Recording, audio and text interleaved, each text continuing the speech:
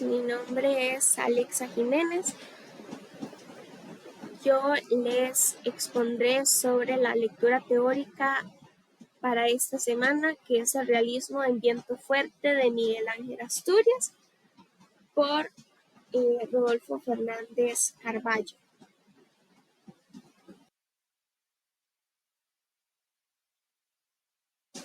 Entonces, para el contenido de esta presentación, me basé en las 5 partes en las cuales está dividido el texto teórico. La primera, la introducción; la segunda, el realismo, verosimilitud y realidad; la tercera, el realismo en Hispanoamérica; la cuarta, la crítica literaria sobre viento fuerte; y la quinta, el realismo en viento fuerte. Inicio trataremos el apartado de la introducción, donde se nos habla de manera muy breve sobre Miguel Ángel Asturias, el cual es guatemalteco, nacido en 1899 y que fallece en 1974. Sus obras destacan en el género de la novela, a pesar de que, él también incursionó en el cuento, la poesía y el teatro. De sus novelas se dice lo siguiente en el texto: que expresan mitos profundos de un mundo ancestral presente aún en la tradición y el imaginario colectivo, y las condiciones sociopolíticas de la realidad de Guatemala en diversas etapas de su desarrollo histórico. Las obras que se hablarán en este texto y de las que se consideran las más importantes es la trilogía Bananera, compuesta por estas 3 obras. La primera, El viento fuerte, que es de la cual trata este texto teórico, la cual es de 1950. Luego tenemos El Papa Verde, de 1954. Y por último, Los ojos de los enterrados, de 1956. Estas son escritas a partir de la presencia bananera y a partir de la presencia de las compañías extranjeras y nacionales en Guatemala en la primera mitad del siglo XX. Sobre todo este contexto histórico vamos a hablarlo casi al final. Se hace con estas obras un homenaje a los pioneros, a los campesinos guatemaltecos que laboraron en estas compañías y que pasaron por todo un proceso tortuoso. Se hace una denuncia a la injusticia surgida a mano de este capitalismo inhumano de estas compañías extranjeras estadounidenses. También se denuncia la corrupción del poder político. ¿Por qué? Porque estas empresas, las cuales básicamente lo que hacen es casi que ser un verdugo para Centroamérica, pues estaban ligadas a el poder político de los países. Tenían sus conexiones ahí, que en realidad gracias a ellas es que se les permitía tener unos beneficios desmesurados en el territorio centroamericano. Pero también se señala esta esperanza de los principios de solidaridad del pueblo trabajador, el cómo éste se levanta para defender sus derechos. Entonces, para este texto, para este artículo teórico, se van a tocar 2 aspectos que son relevantes en esta trilogía bananera, la cual es la expresión que tiene del realismo y los elementos del fantástico mundo americano, que son tipificados por Alejo Carpentier, y se dividen en algunos de ellos son la virginidad del paisaje, la formación, la ontología y presencia fáustica del indio y del negro, y los fecundos mestizajes realizados. Sobre el realismo se hablará de las definiciones de Barthes, Kristeva y Jacobson, que es de lo que hablaremos a continuación en el apartado de realismo, verosimilitud y realidad. De Jacobson se habla de que el realismo es igual a reproducir la realidad O sea, por lo tanto, aquí estamos tocando el tema de la verosimilitud. Y a partir de esto surgen tres aspectos necesarios para que una obra sea realista. La primera es que el autor proponga la obra como verosímil. La segunda es que el lector perciba la obra como verosímil, pero la tercera es que esta obra debe resumir los rasgos característicos de la escuela artística realista del siglo XX. ¿Por qué? Porque básicamente es en este periodo que surge, entonces era lo más lógico. Por el lado de Barthes se dice que el realismo hay que entenderlo como todo discurso que acepte enunciados acreditados simplemente por el referente que produce un efecto de la realidad. Y este efecto de la realidad es lo verosímil. Entonces, al tener un referente de la realidad puesto en la obra y darnos esta concepción de realismo, es que tenemos lo que viene siendo la verosimilitud, lo que nos hace creer que es real o que está apegada a la realidad. Kristeva, por su parte, nos dice que lo verosímil, sin ser verdadero, sería el discurso que se asemeja al discurso que se asemeja a lo real. O sea, básicamente, lo verosímil. ¿Por qué? Porque es muy parecido a esto que dice Barthes de el referente. Y el sentido verosímil simula preocuparse por la verdad objetiva, pero lo simula.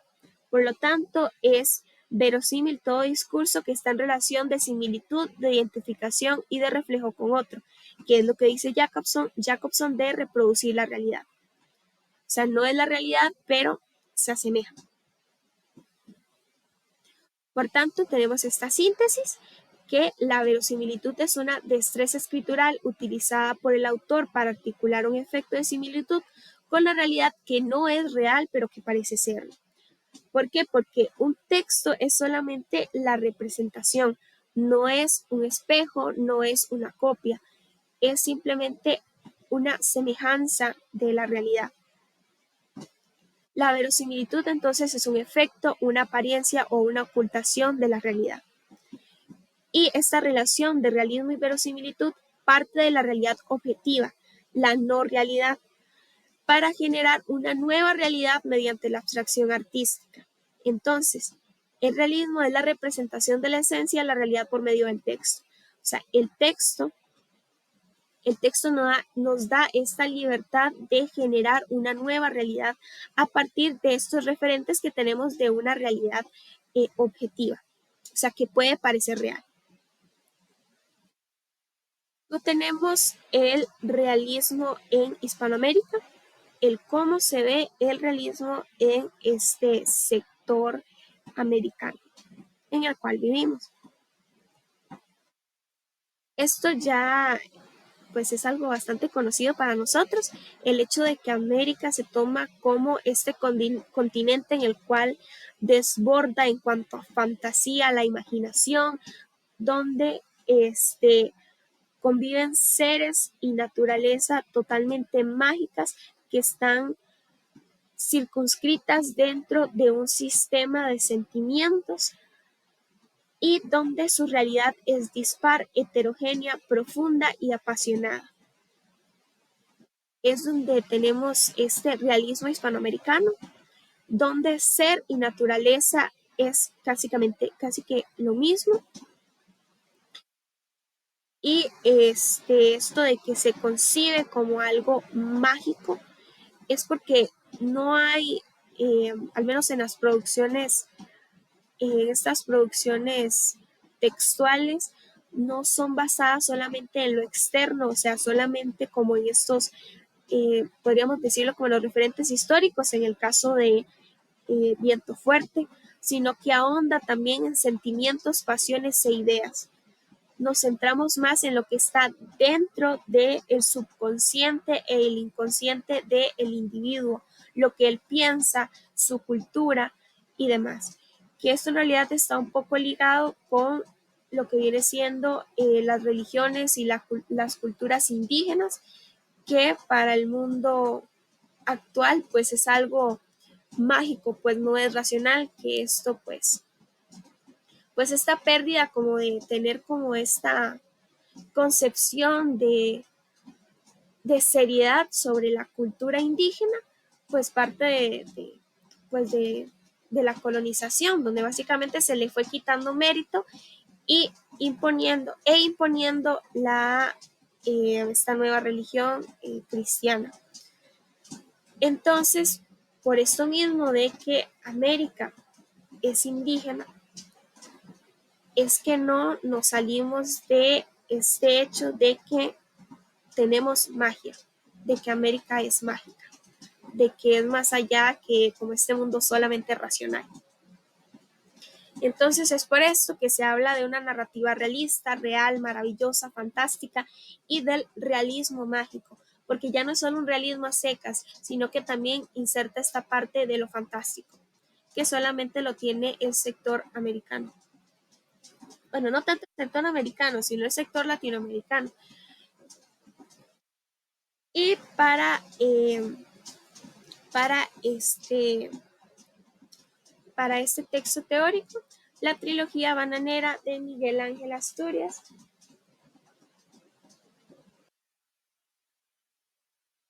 es un objeto perfecto de investigación del realismo que posee, porque bueno, al menos en este caso, nos vamos a referir al realismo como el espíritu de la realidad expresada mediante un efecto de verosimilitud, un efecto que constituye un proceso de producción del texto ligado a fuentes y datos históricos geográficos concretos, así como a elementos referenciales del mundo cotidiano e imaginario del ser y la naturaleza de la realidad guatemalteca. O sea, ya no solo vamos a tocar lo que viene siendo las obras de Miguel Ángel Asturias, lo que son los datos históricos, ¿verdad? Y tomarlo como, bueno, por esto es realista, sino que también se va a tocar los temas de el ser y la naturaleza en el mundo imaginario que está ligado al mundo cotidiano de la realidad guatemalteca, que es como básicamente como esta esencia de Guatemala y del sector latinoamericano, centroamericano, hispanoamericano.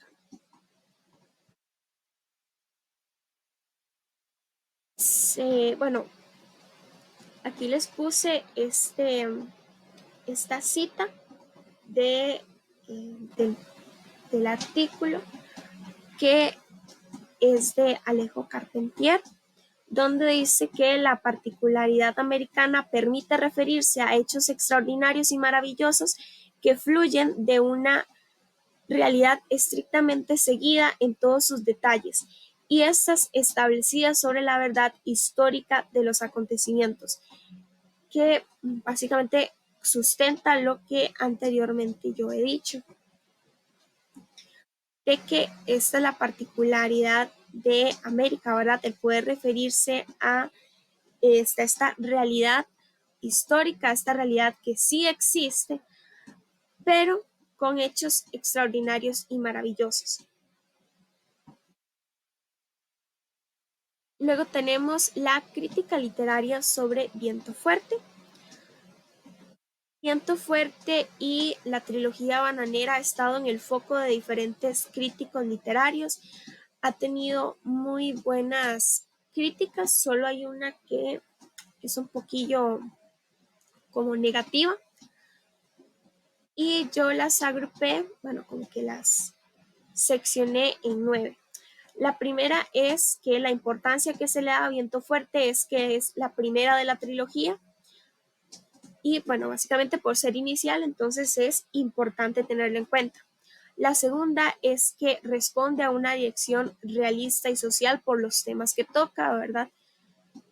La tercera es que se toma como una de las mejores novelas antiimperialistas por tener como propósito central el denunciar el dominio económico y político que ejerció y que sigue ejerciendo los Estados Unidos sobre los pueblos hispanoamericanos con ayuda de contactos políticos en nuestros propios países.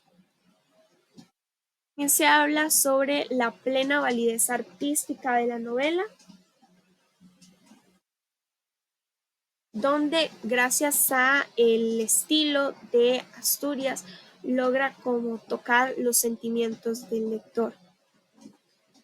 En el 5 tenemos los valores de expresión poética.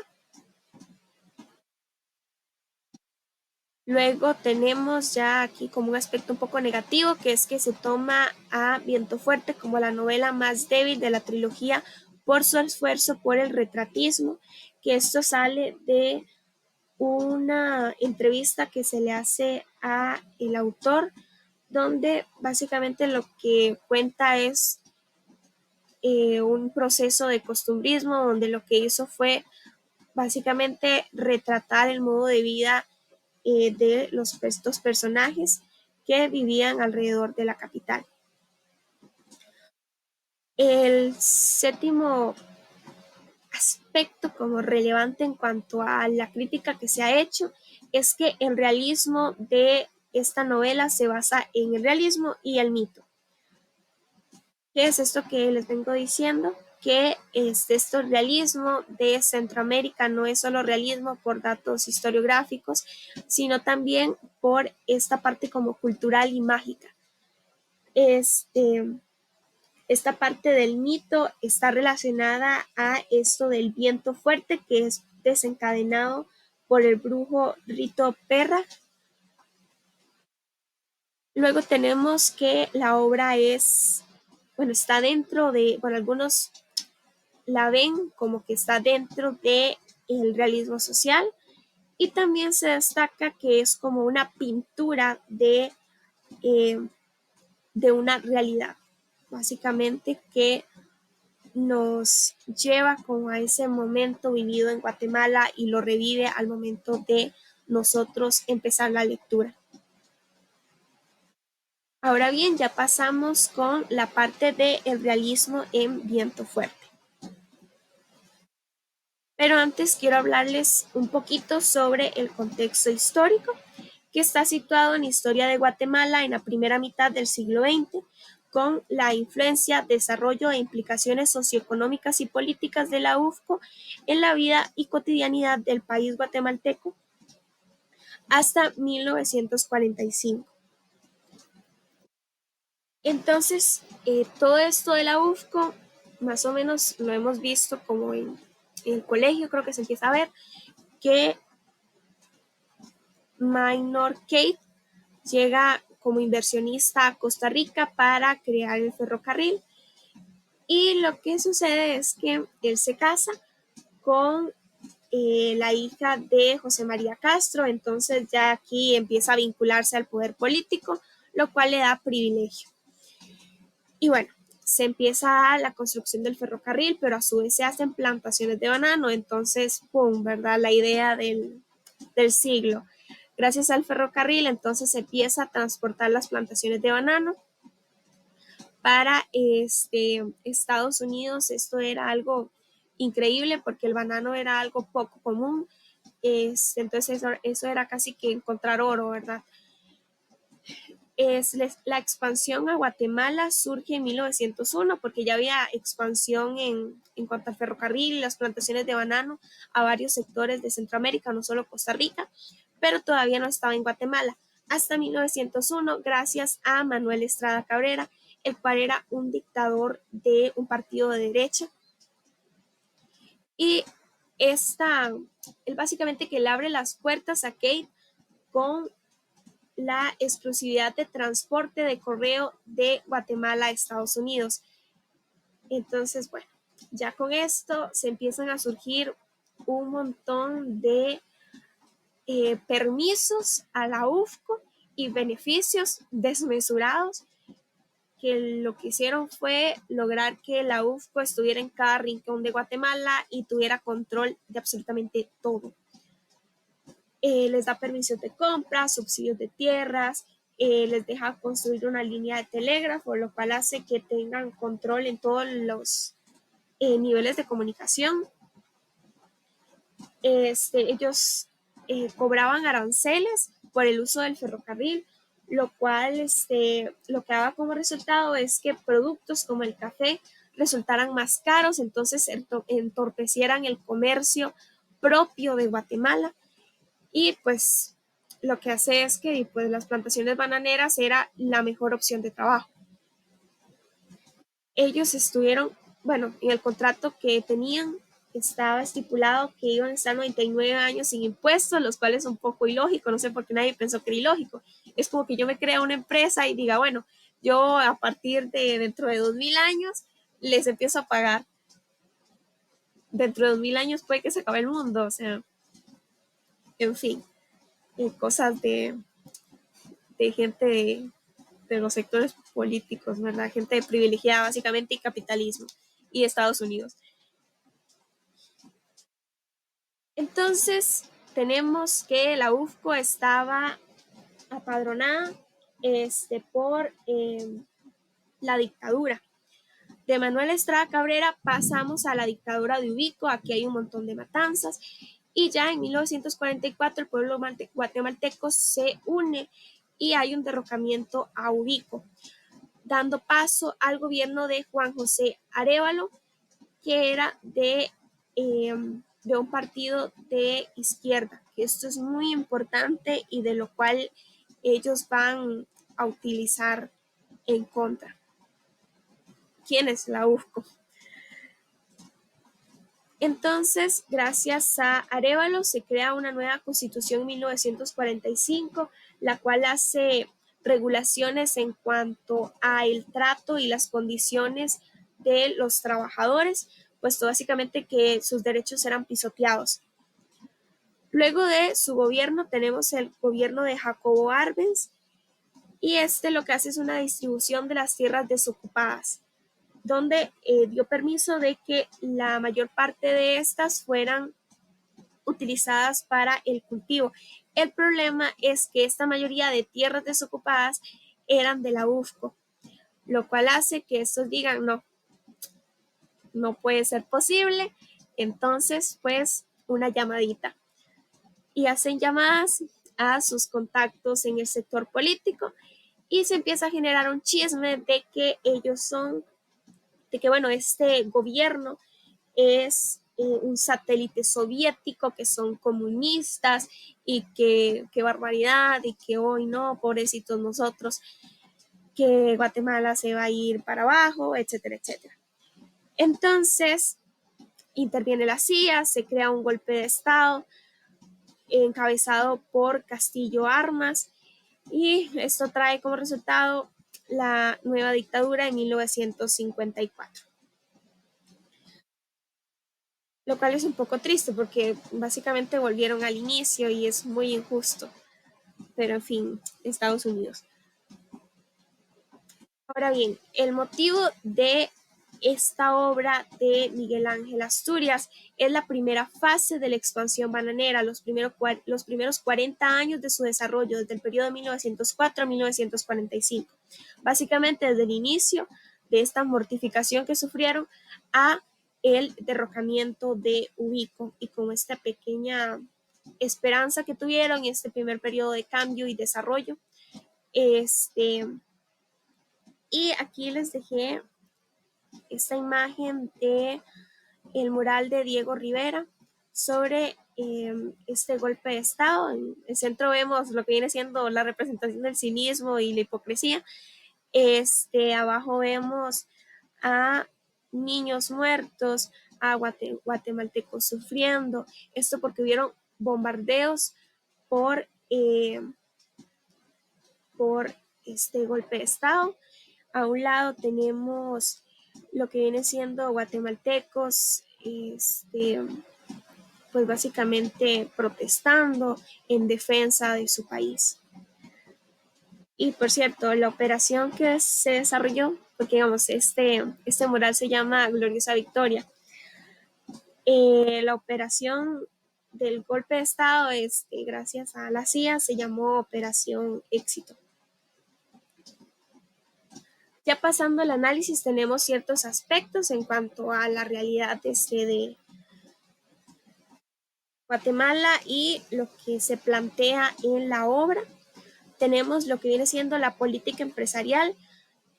Tenemos, vemos cómo se plasma la lucha de los agricultores y cómo la empresa cambia de la estrategia que tenía.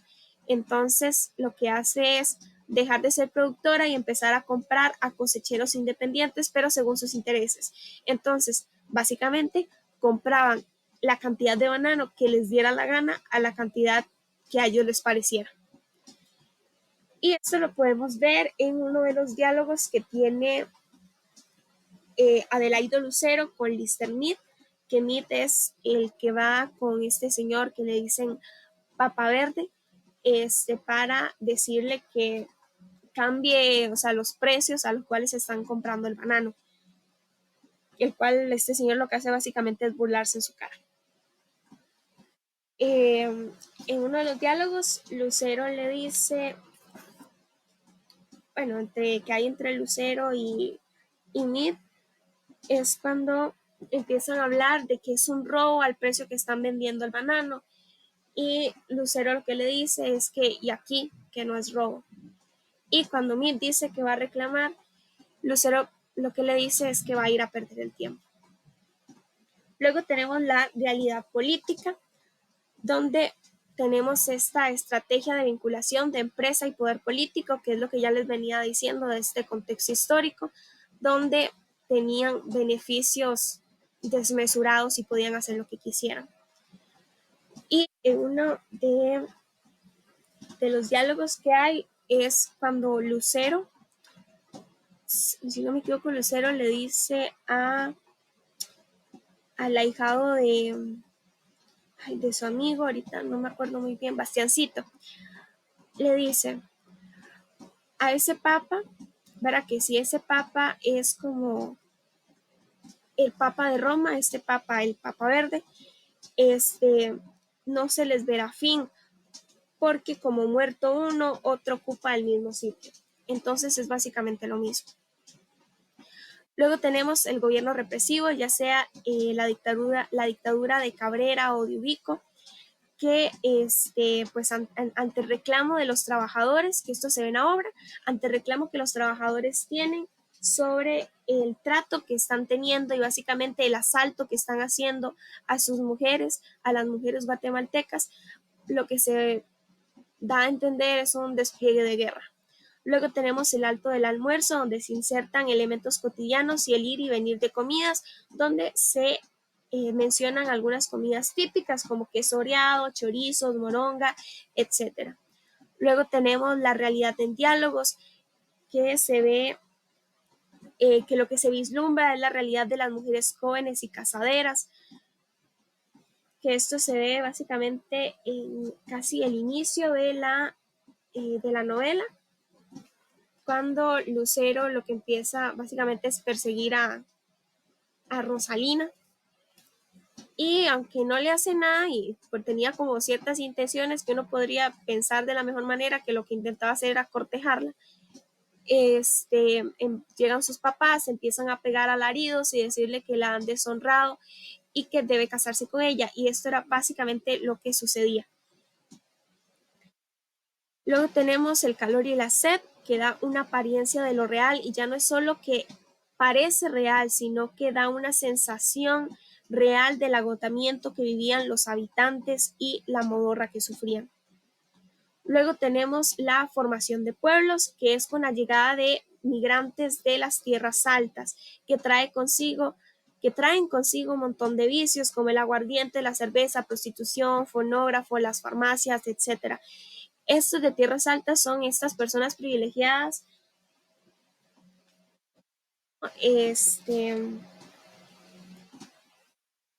como Leland y Lester, que son personajes que mueren al final de la novela. Los pueblos giran en torno a los bananales, porque básicamente esto es el punto de comercio de Guatemala. Y también tenemos temas que se tratan en la novela, como son las injusticias a los débiles y a las enfermedades, que también, o sea, el señor el Papa Verde dice, bueno, en caso de enfermedades hay hospitales, pero en los hospitales lo que hay son hacinamientos. En los ferrocarriles se hacen hacinamientos de enfermos, enfermos por un montón de males, por un montón de accidentes que no son regulados. Y esto también lo podemos ver en la parte de la esposa de Guberio, que nos deja y nos pinta esta escena totalmente dolorosa de este señor viudo y de sus hijos huérfanos de madre. Luego tenemos algo un poco positivo, que son las esperanzas y las aspiraciones, que son vistas en la voz de Lino Lucero y posteriormente en Bastiancito.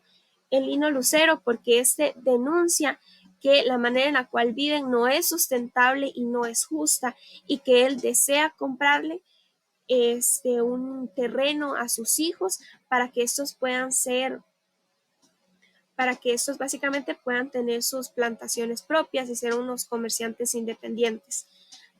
Esto ya, digamos, porque ya se venía dando la esperanza de que los campesinos recuperaran sus tierras.